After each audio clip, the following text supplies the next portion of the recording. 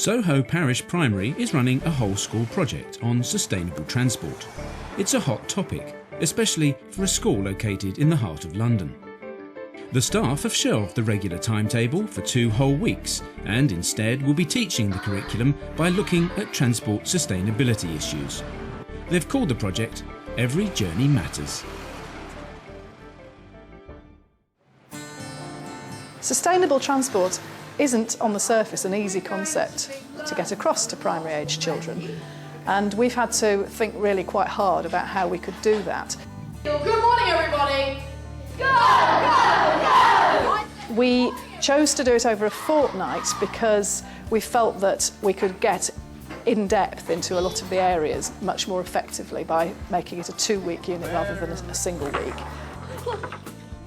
We started off the fortnight by bringing in a drama group, a theatre and education group, who made a very, very interesting presentation for the children. The perfect temperature for life. The units that we're using were written in conjunction with a group of teachers working in classrooms who trialled them last year, and they've been slightly modified. So all these cities are trying to make their transport systems more sustainable, and they've got lots of good ideas. And could we use any of these ideas to make London more sustainable like this? Yes. I was invited by Transport for London to write some learning materials for children in junior schools that would enable them to explore issues of sustainability. Sustainable transport in particular underpinned the project, but obviously environmental sustainability as well. We used some funding to bring experts in, and one of these was a very interesting man who cycles into the school on his penny farthing and gives children rides, and that's an experience I think they'll never forget.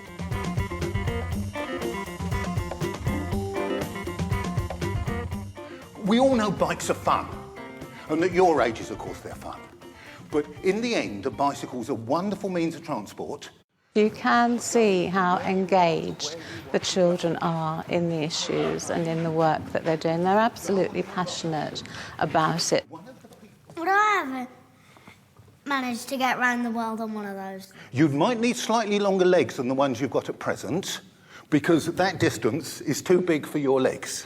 The way that we've organised the fortnight in terms of the timetabling, we've taken all subjects really apart from maths and PE off timetable, and all the other subjects have been integrated into the project.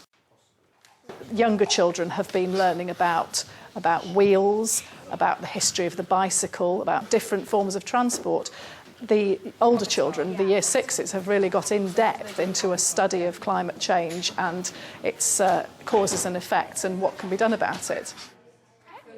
So, year 2, what we're going to be doing today is going to be designing our own go-karts, which later on in the project we're going to be making as a little model. Here, where it says, can you draw that?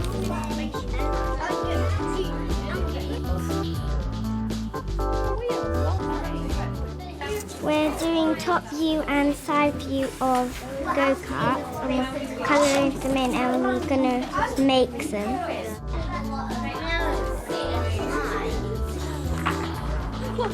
This is the side view and this is the top view. What I love about doing a project like this is that the children get loads from it. I think they learn in a really rich context, and they get really excited about doing, and they go home and they tell mum and dad about it, and they're able to talk about a topic in a little bit more depth than you would otherwise, where you're trying to rush through certain things when you're trying to teach in the normal way. Because the side view, all you see is that line, the 2 wheels. Do you see the wheels at the back? A little bit, don't you? Like that. With year 2, we decided to use a book called Wheels by Shirley Hughes, and it actually has all kinds of different vehicles with wheels that the children would be familiar with, like roller skates, buggies, bicycles. And the idea to design and to make the go-kart came from the fact that the main character gets given a go-kart that his brother makes for him.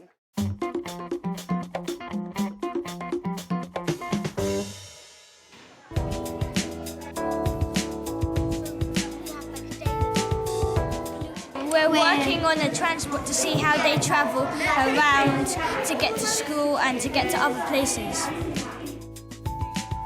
In Year 5 today, I've asked them to undertake some research about different cities in the world that have started to use sustainable forms of transport. And what they've been asked to do is to read and understand what is going on in those cities, so then they can think about whether those forms of transport would be useful in London and would they be able to be used in London. The place we're researching is called Karlsruhe, and it's in Germany. They use bikes a lot, and they go in rickshaws a lot. Which rickshaws are like a small sort of bus which they drive around, and it has a small engine, and some of the buses have clean bicycles. fuel. I like Kiribati. It is a cool place to live.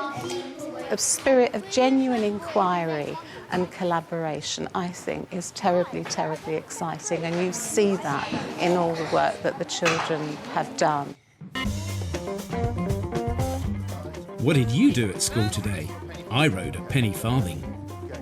An unforgettable, if slightly nerve-wracking experience for the staff, it provides an opportunity for the children to connect physically with what they've been learning mentally about the history of the bicycle.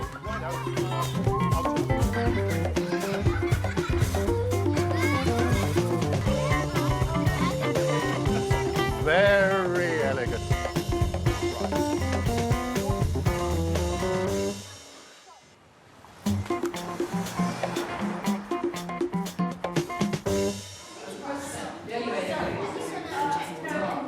We're designing sustainable forms of transport for the Olympic 2012 Games in London, and thinking of how the athletes can travel to and from the Olympic villages, and how the rest of the city can travel much more easily so that it doesn't get too congested, and thinking of ways to help the disabled travelling so that we don't just make it everybody has to ride a bike, because lots of people are disabled and they can't ride.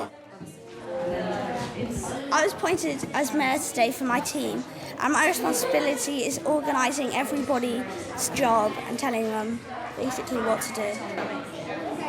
Sustainable transport means transport which doesn't harm the planet and doesn't give off emissions, which is greenhouse gases, and doesn't burn fossil fuels. And is it using a sustainable form of fuel? Well, putting on anything like this requires work and planning is absolutely key. And what we did was to entrust the planning of the fortnight to two teachers who are absolutely passionate about doing it. And they put in a lot of work, it has to be said. They've really had to anticipate all the snags, all the hitches, all the things that could go wrong, all the spaces that will be needed, all the timetabling issues. And I think that's crucial. I think unless you did that, it wouldn't work. What I think is difficult is how long it takes to plan and to organise it. In that sense, it requires quite a lot of time outside school for the preparation of all the resources.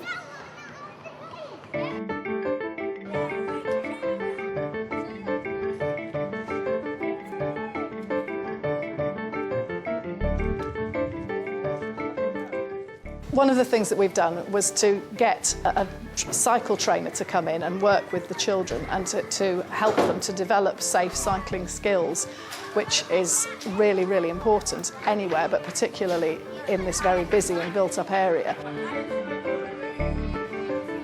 The children cycle out of the school gates into Shaftesbury Avenue, round Piccadilly Circus, down Piccadilly and off to St James's Park. I like cycling because it's not like cars either polluting. It's good for the environment, and also it's good for strength. I think the government should put up posters that say cycling is good for you, and then they really have nice pictures, and so people encouraged to cycle a bit more. Cycling is a sustainable form of transport, and it's really good because the only fuels it uses is your energy that you put into it. It's also really, really fun. Whoa! Back at school, Year 2 are sustaining the fun by racing the karts they designed earlier.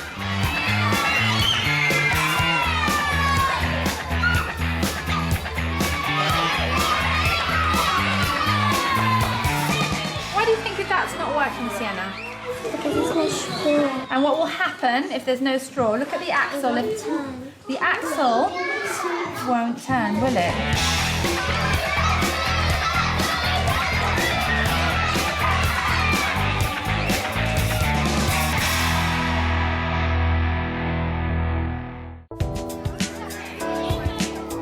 It's the final day of the project, and Year 2 have been invited to see what Year 6 have been learning about sustainability.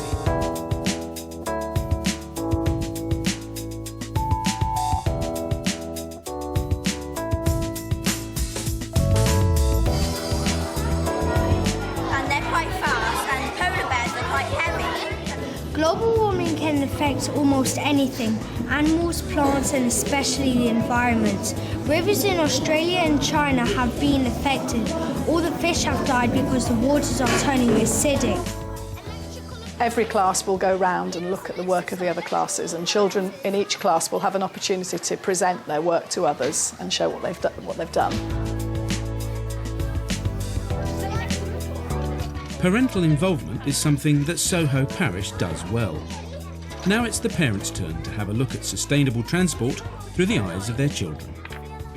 We live in central London, so it's we see an awful lot of traffic, and I think we could do with a little less, and it would be nice for certainly Jonah and Annie's sister Violet to be able to cycle to school every day.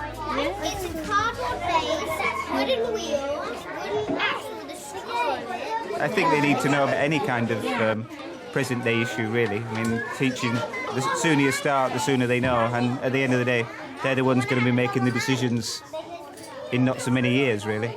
We have a problem, a worldwide problem. It's not the fault of one person, it's the fault of the entire world population. This problem is global warming.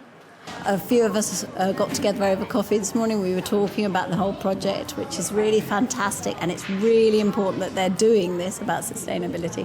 Slightly worried they might be terrified in that, you know, they think they're going to die or be flooded, or, you know, children live for the moment, so it's very important that they know these messages. But sometimes I think they might not sleep at night, but I think it's generally a good thing. But I would say make issues of sustainability central to the curriculum. It should be an integral part of children's learning, not a tag on. And this is an opportunity to really be creative, and I think we could do with a little more creativity. The children are excited that they're talking about sustainability, but I think the indications are that it's been a great success.